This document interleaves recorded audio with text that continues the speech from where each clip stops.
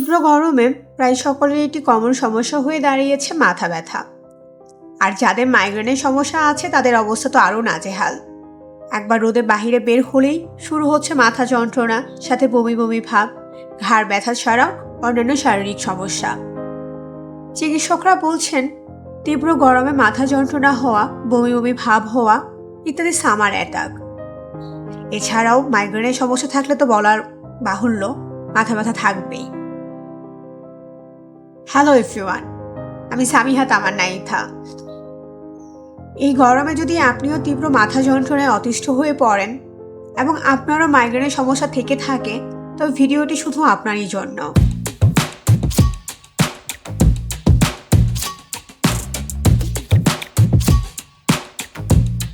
আজ আপনাদের সাথে আলোচনা করব গরমে মাথা যন্ত্রণা অন্যান্য সময় থেকে কেন বেশি হয়, মাইগ্রেন কি, মাইগ্রেনের সমস্যা বা কেন হয়, এবং এসব জিনিস থেকে মুক্তির উপায়গুলোই বা কী।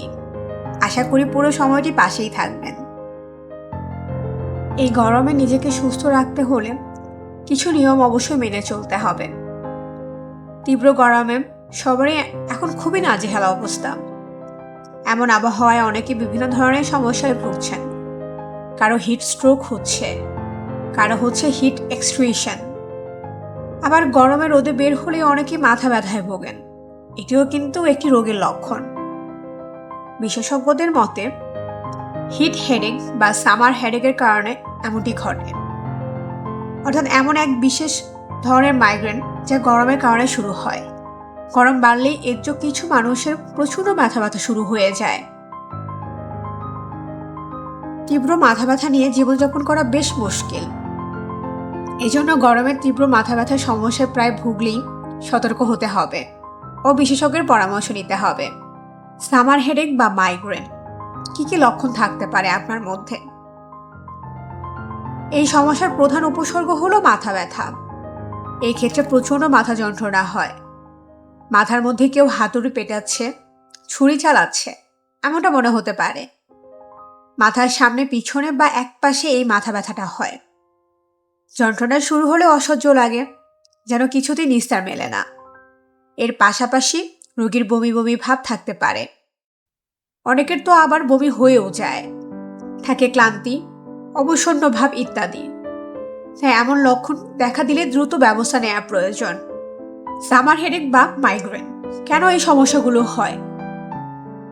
অত্যাধিক গরমে এই সমস্যা দেখা যায়। সাধারণত সূর্যরশ্মি সরাসরি মাথা বা চোখে পড়লে ব্যথাটা হয়। এছাড়া অনেকেরই গরমে শরীরের পানি ঘাটতি হলেও মাইগ্রেন হতে পারে। এমনকি হিট এক্সট্রিশন বা হিট ক্র্যাম্পে আক্রান্ত হলেও এই সমস্যা ভুগতে পারেন। তাই গরমে এ বিষয়ে সতর্ক থাকতে হবে। মাইগ্রেন বা সামার হেডেক থেকে মুক্তির প্রাকৃতিক কিছু উপায়ও রয়েছে। কিন্তু এই ধরনের সমস্যা শুরু হলে ওষুধ খাওয়া ছাড়া ঘরোয়া উপায়ে ব্যথা কমাতে পারেন। ব্যথা কমাতে মাথায় ল্যাভেন্ডার বা পিপারমিন্ট তেল মাখুন। তীব্র ব্যথা ব্যথা হলে মাথায় আইস প্যাক দিতে পারেন। বিভিন্ন ধরনের ভেষজ চায়ের চুমুক দিন, স্বস্তি মিলবে। গরমে প্রচুর পরিমাণে স্যালাইনের পানি পান করুন। এতে সমস্যার সমাধান কিছুটা হলেও পাবেন। বাহিরে তো বের হতেই হবে। বাহিরে বের হওয়ার সময় অবশ্যই কাছে ছাতা রাখুন, সানগ্লাস পরুন, ত্বকে সানস্ক্রিন লাগান, প্রচুর পরিমাণে পানি পান করুন। স্যালাইন পানি নিন, সঙ্গে রাখুন। কিছুক্ষণ পরপর স্যালাইন পানি পান করুন। যেহেতু এই প্রচণ্ড গরমে প্রায় সবারই মাইগ্রেনের সমস্যা হচ্ছে বা মাথা ব্যথার সমস্যা হচ্ছে, এই জন্য এই গরমে মাইগ্রেন নিয়ন্ত্রণের উপায়গুলো আমরা জেনে নিব। কিছু কিছু নিয়ম মেনে চললেই মাইগ্রেন নিয়ন্ত্রণ করা সম্ভব। গরমের সময় ডায়েটে ফল, সবজি, গোটা শস্য ও পর্যাপ্ত প্রোটিন রাখুন। সঠিক পুষ্টির অভাবে মাইগ্রেন হতেই পারে। বিশেষজ্ঞদের মতে সঠিক সময়ে খাওয়া দাওয়া করুন। রক্তে শর্করার মাত্রা খুব কমে গেলে মাথা যন্ত্রণা হতে পারে। অন্তত মাথা যন্ত্রণা হলে ওষুধ কিছুটা হলেও কমাতে পারে। কিছু ওষুধযুক্ত তেল ব্যথায় উপশম দেয় এবং মাইগ্রেনের ব্যথাও তাদের মধ্যে একটি। মাথা ব্যথা এবং মাইগ্রেনের চিকিৎসায় পেপারমিন্ট তেল ব্যবহার করা যায়। এটি পেশি শিথিল করে এবং মাথা ব্যথা থেকে কিছুটা মুক্তি দেয়।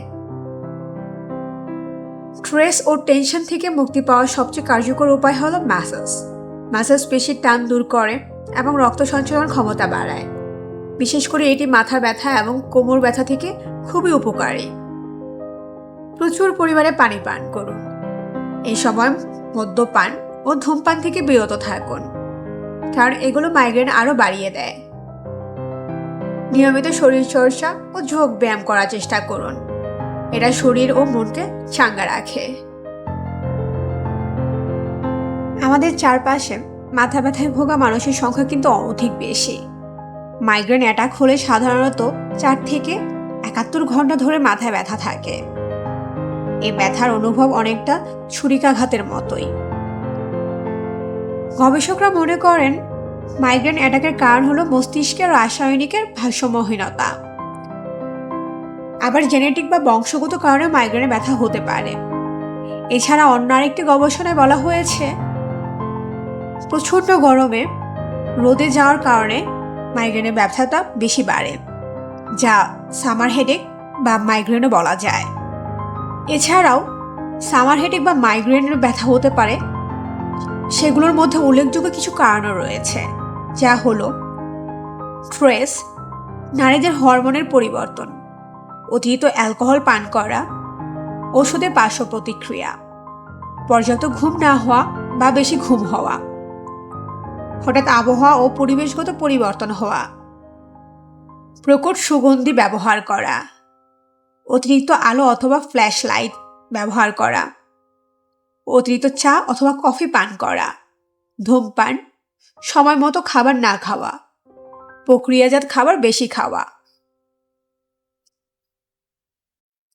কিন্তু আমাদের জীবনে কিছু পরিবর্তন আনলেই কিন্তু আমরা মাইগ্রেন অথবা সামার হেডেক থেকে মুক্তি পেতে পারি। দীর্ঘ সময় না খেয়ে থাকা যাবে না।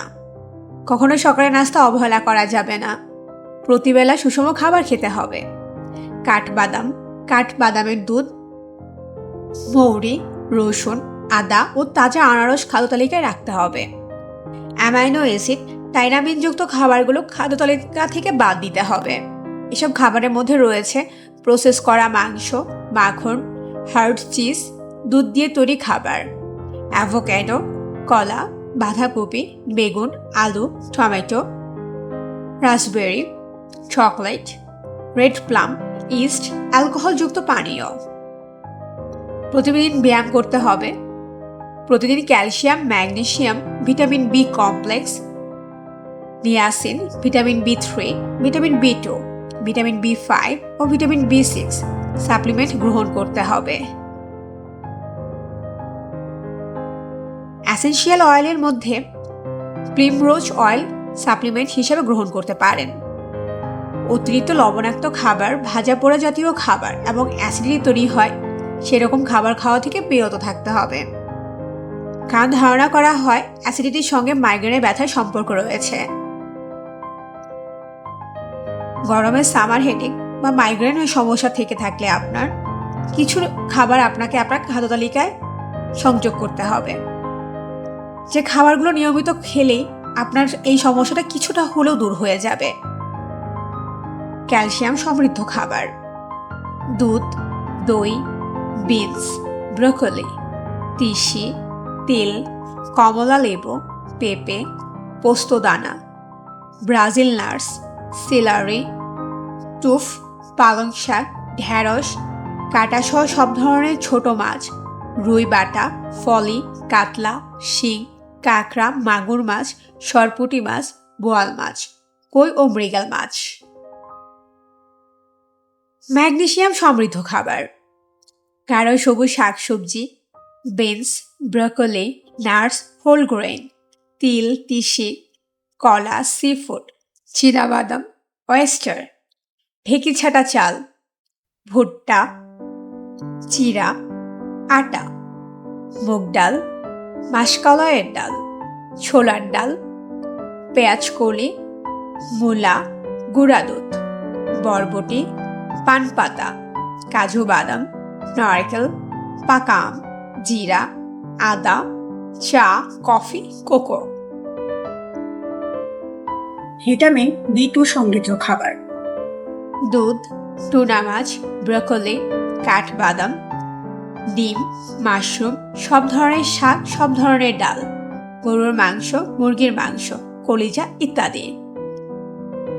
ভিটামিন B3 সমৃদ্ধ খাবার: চীনাবাদাম, আখরোট, তিল, সূর্যমুখীর বীজ, ডাবলি বুট, সবুজ মুগ ডাল, আপেল, খেজুর, আম, ডুমুর, কলা, ডিম, টুনা মাছ, মুরগির মাংস, গরুর মাংস, মাশরুম, মিষ্টি আলু, অ্যাভোকাডো ইত্যাদি।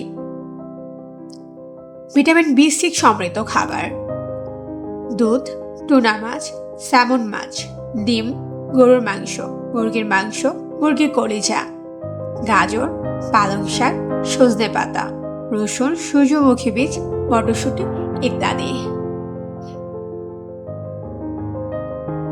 সব খাবারই খেতে হবে পরিমিত। কোনো খাবারই বেশি খাওয়া যাবে না, আবার কোনোটাই না খেয়েও থাকা যাবে না। গরম, বিশেষ করে প্রখর রোদে মাইগ্রেনের রোগীদের মাথা ব্যথা শুরু হওয়া বিচিত্র নয়, আর আমরা আগেই জেনেছি সামার হেডেক অথবা মাইগ্রেন অনেকটা একই জিনিস। এছাড়া গরমে আইসক্রিম, চকলেট জাতীয় খাবার খেলেও মাইগ্রেনের ব্যথা বাড়ে। সূর্যের তীব্র আলো চোখে পড়লেও মাথা ব্যথা শুরু হয়, তাই রোদ থেকে বাঁচতে রোদ চশমা বা ছাতা ব্যবহার করা উচিত। কিছু নিয়ম মেনে চললেই আমরা এই গরমেও মাইগ্রেনের সমস্যা থেকে অথবা সামার হেডেক থেকে মুক্তি পেতে পারি। কিছু খাবার এবং কিছু নিয়ম আমাদের মেনে চলতেই হবে নিজেকে সুস্থ রাখার জন্য। আশা করি পুরো ভিডিওটি আপনারা পাশেই ছিলেন, এভাবেই পাশে থাকবেন সব সময়। আজ বিদায় নিচ্ছি। আল্লাহ হাফেজ। ধন্যবাদ।